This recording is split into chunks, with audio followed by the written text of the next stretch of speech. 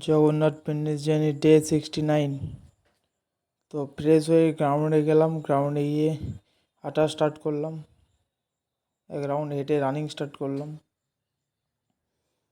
তো আজকে বেশি রানিং করিনি, মিডিয়াম স্পিডে মোটামুটি 4 পাকের মতো রানিং করলাম। তো 4 পাকের মতো রানিং করার পর আরও হাঁটা স্টার্ট করলাম। আরও 2 রাউন্ড হাঁটলাম। তো 2 রাউন্ড হাঁটার পর এক্সারসাইজ শুরু করলাম। এক্সারসাইজ শুরু করার আগে ভালো করে ওয়ার্ম আপ করলাম 2 সেট করে। তো ওয়ার্ম আপ করার পর এই এক্সারসাইজটা দিয়ে শুরু করলাম। এই এক্সারসাইজটা করলাম 3 সেট, 10টা করে রেপিটেশন। তারপর করলাম এইটা করলাম 2 মিনিট করে 3 সেট।